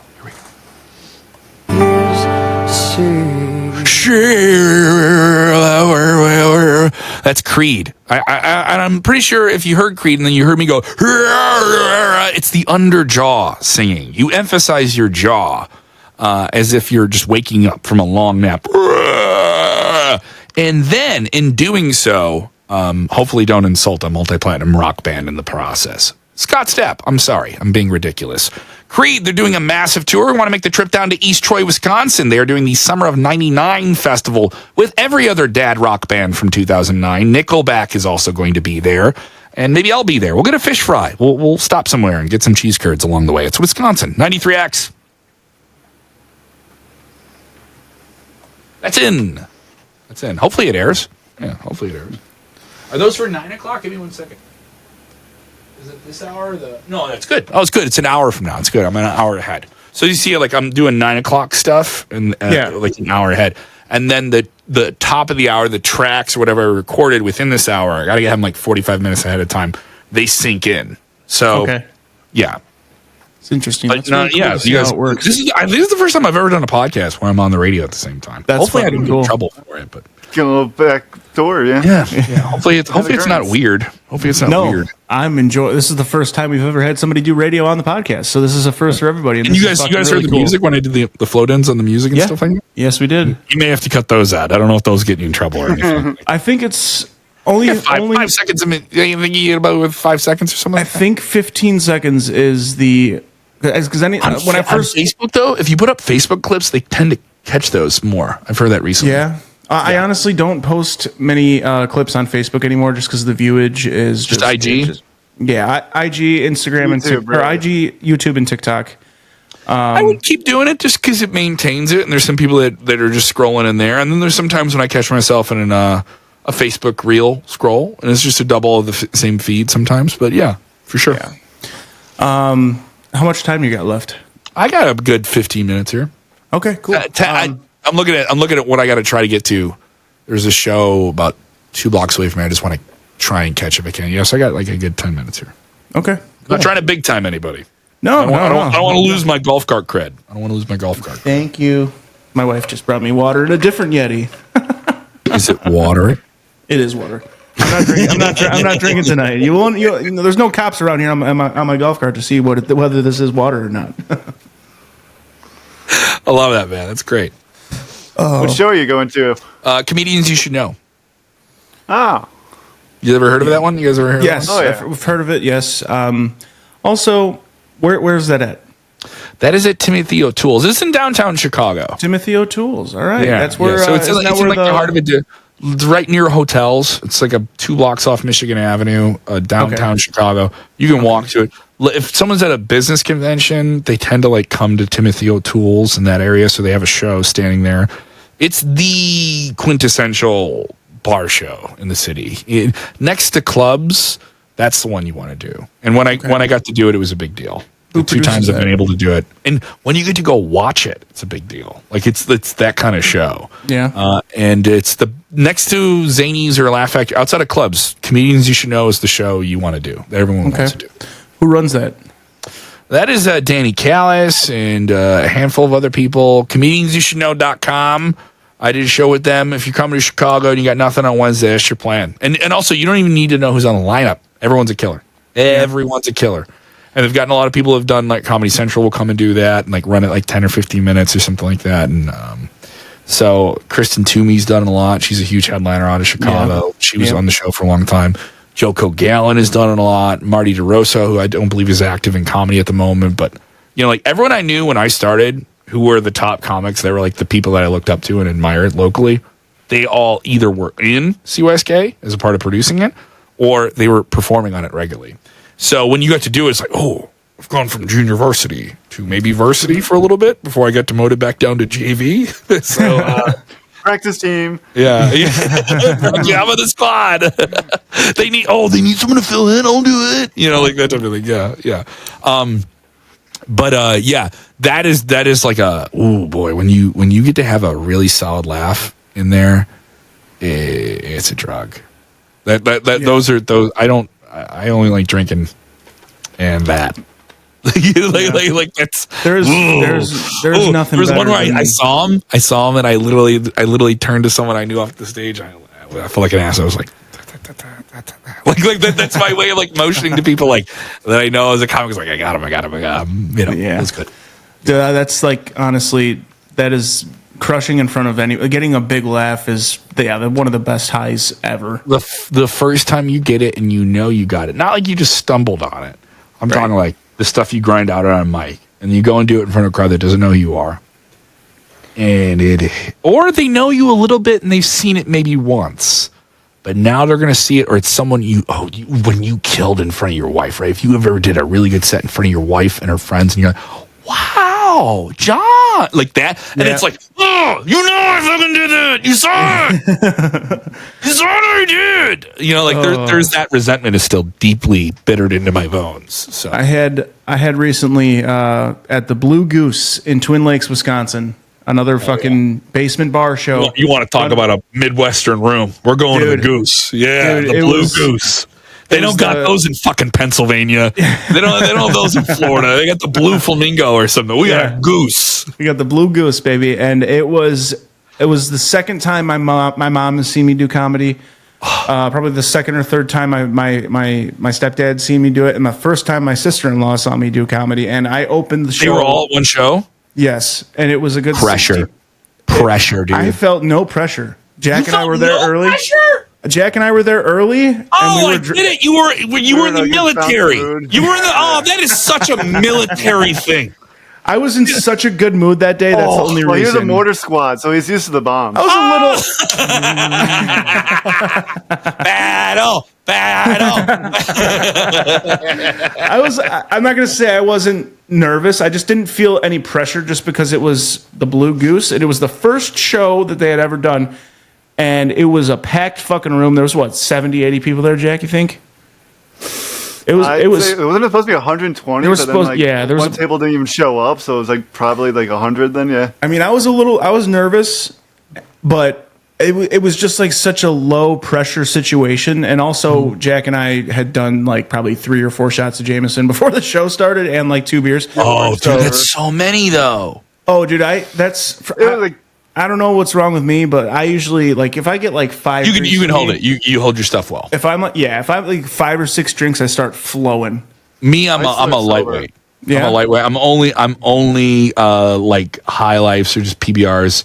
Maybe at the most I'll have 1 or 2. I cannot have more than 2 drinks before I do a show. No, okay, yeah. No. I think the most I've ever. I'll take 1. If they come in, they just want to get you your free drink before they forget about it. You know what I mean? And I understand that's just that's the venue trying to take. No, it's good. It's a venue trying to hey, we got to make sure we get them a free drink before the night gets ahead of us, right?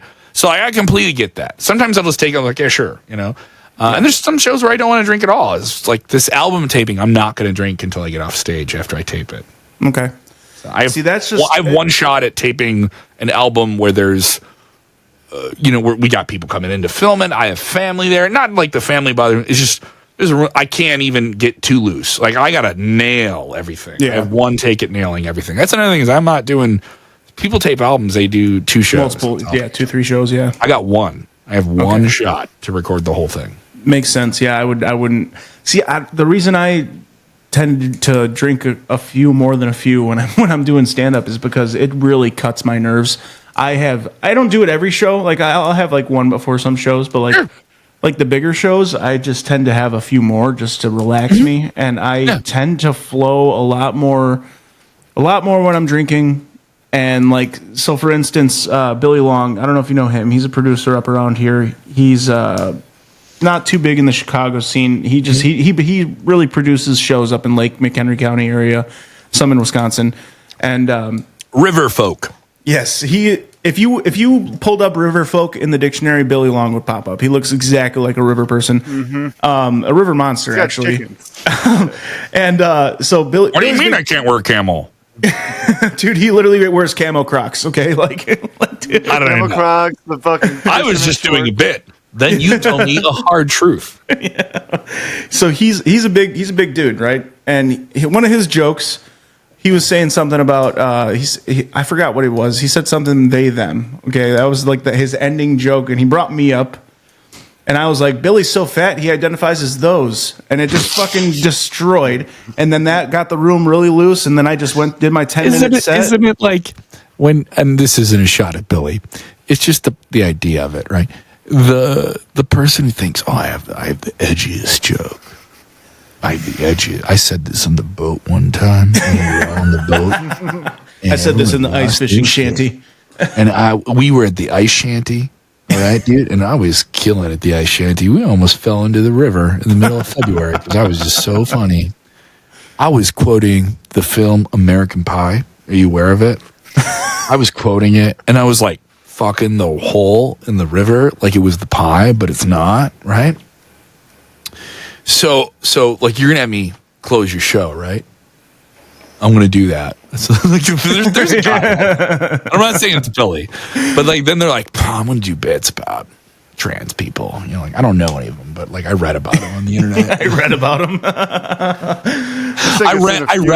I read a picture. You didn't read about it. You saw a meme. So then you just rewrote a meme, and then you go to an open mic, and then you try to perform a meme. So, yeah. We know the crowd. Yeah. You get sniffed out. That was Hey, I get what you're doing, bud. Good for you. You wanted to do high school theater, but you played football because your dad was there with it. I understand.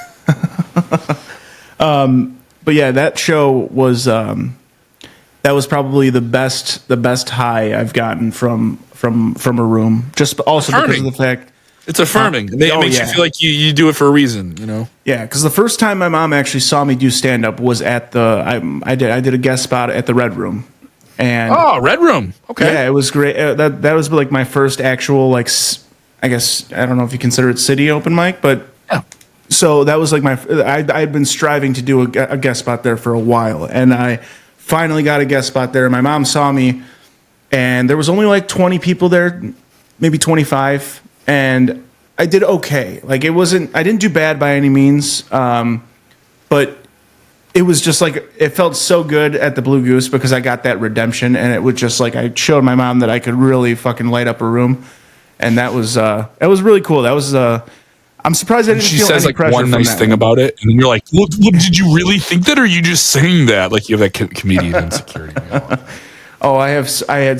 Still do have a lot of insecurity about my act, but we're getting over that because it's reasonable. Yeah, we're getting over that. And then I did have somebody after the show who looked just like you. Yeah, this dude looked exactly like me, and he's like, I thought that was your dad for a second. Like, wait, no, he said his stepdad was here. So, like, this guy came up to me. He's like, "You are the best opener I've ever seen in my whole life." I'm like, "How many shows have you been to?" Dude? Like, I was like, "Thank you so much," but you haven't been to a lot of shows. So that's exactly what I said. That. I'm like, thank you so much. That means a lot. But how much comedy have you seen? like I really appreciate that. It really, really fucking flattered. I was blushing all night after that. But yeah, no, it was a cool experience, man. But we won't keep you too much longer. I'm just super pumped about doing this album. And someone listened to us talk this long. You're likely, maybe, a fan of comedy, or most likely also a comedian. Come on to the city of Chicago. It's a late night show. Make a night out of it. 9 p.m. show, and I have great people on the show. Brandon Kiefer, who's done Kill Tony and done really well on it. He's going to be on the show. Ariel Julie, who's putting this entire festival together. The Windy City Comedy Festival is going to be there. Bob Keane, one of the most vilified men in all of Chicago comedy, will be on the program. He's funny as fuck. Yes, I love Bob. All those people you mentioned are very funny. And Roast Battle champion, tournament winner, Tito is going to be on the show as well. They're all opening for me, and Tito's then I have to go and cut it and help them. I went to Brandon. I was like, Brandon, you're the direct feature on me taping this album. You can do good. You can't kill. And he's like, I'll make. Brandon's really Southern. He's from Georgia. He's like, I'll make it real hard for you. I'm gonna make it hard for you. I'm not gonna be easy. I'm not gonna be easy. You putting this thing on wax, Kev? It better be the fucking greatest hits. So I was like, oh shit. I actually just talked to my wife. We're going, by the way. I just talked to my wife. Thank you. Yes, we're going to go. It's a late night. Get a nap in. My parents are in their 70s. We're getting babysitters. Yeah, dude. Oh, my God. Yes, dude. It's not just that you're going, but there is an adult over 35 thing. When you hear your friends are getting babysitters, it's on. Oh yeah. My God. The responsibilities are covered, right? DUIs don't matter when you have babysitters. You know, if only I could drive my golf cart down there. Yes! Are they going to stop you?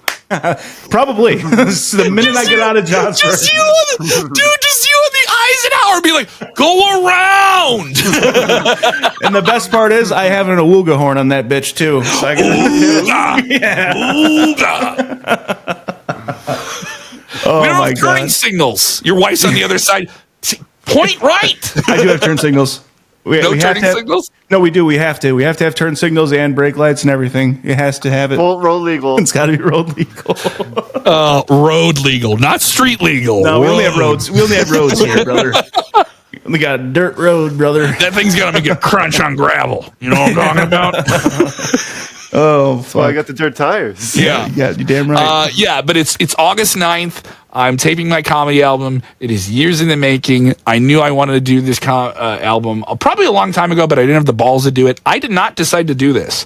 Ariel comes to me and says, we're doing this festival, And I assume I'm like a 40-something white guy. You don't need another 40-something white guy on one of these festivals.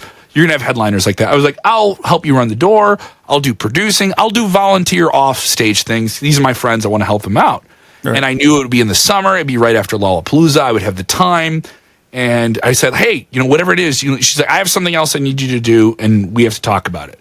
And then somebody who else is doing the festival brings up, so we're really excited about your album taping. And I was like, what? And I was like, they're like, well, and then she realized, it was the same night we were at Lincoln Lodge. And I was like, where is Ariel? Well, I got to go talk to her now. And Ariel goes, so we're doing your album and it's this day and you're going to do this much time. And who can we get to film it? And I was like, well, I didn't say it. It was like, well, you're doing it. And I was like, okay, all right, I'm doing my album. Awesome. And I'll give it to Ariel. I probably should have done this 4 or 5 years ago. But I'm, pandemic, all these different things. You get laid off, you bounce around, that type of thing. Yeah. So. And the material is extremely old. This material has fungus on it. All right, so I'm brushing it off and still putting that shit in the microwave and hoping it's edible. Kill the mildew. Kill the mildew, baby. Hopefully the center's not cold. That's all right. The milk said it went bad yesterday. Drink it. All right, guys. Well, you heard it here first. August 9th. Well, actually, you didn't hear it here first. You heard it August 9th, 9 p.m. The tickets are up on my Instagram at KevKellum6. Windy City Comedy Fest. Just Google that. If you can't come to my show on the 9th, there's great shows August 7th through the 10th. Karen Feehan, who's been on like every big podcast. She's been on Kill Tony. She's been on every big show. She's been on SiriusXM. Extremely funny. She's going to be there. There's a huge variety of comedians from all across the country that are coming. So if you're a fan of comedy or you're a comedian and you're from the burbs and you want to come out and see a show and come out and hang, come out and hang. I'll say that too. Like, come out and hang. Like, there's a lot of shows I'm excited to see on this.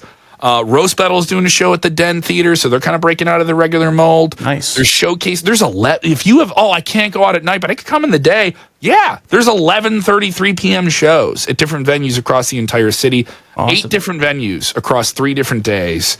A lot of great social things too. New Era, a great dispensary, is sponsoring us. Malort is going to be involved as well. So this is fucking Chicago, dude. Let's fucking go. Dude. Hell yeah. Well, Kevin, dandelion extract. Thank you so much for your time, dude. I really appreciate this. This was so much fun. We'd love to have you back anytime. I will see you at your special. We are going. So I'm excited. Let me know, man. We'll get a couple pops in. All right. We'll for sure, dude. Dude. I'm gonna drink after the show. Okay. Yeah. No. I'll bring some on my golf cart for you, and it'll be a good time. But yeah, no. If I don't talk, I'm sure we'll talk before then. But I legitimately want to see this golf cart. Dude, you'll see it. You'll see it if you come up for the October show, man. I'll let you. Yeah. I'll drive you around on it. It'll be fun. Definitely, Jack. It was great talking to you. Thank you so much, Torg. I appreciate it, guys. Yeah. Thanks, man. All right. Good luck. All right. Thank you, man. I'll see you guys soon. You guys have a good one. All right. Take care. Yeah, you too. Bye. Have a good one. Bye.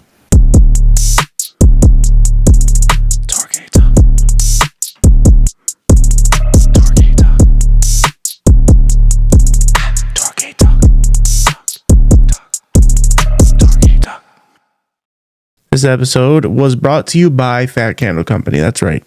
You've made it to the point where we're going to give you a discount code for your order at fatcandlecompany.com. So yeah, go ahead, go to fatcandlecompany.com. Use the promo code FATTORGY. That's FATTORGY at checkout, and you'll get yourself 10% off your order. Once again, that's FATTORGY, FATTORGY at the checkout to get yourself 10% off. fatcandlecompany.com.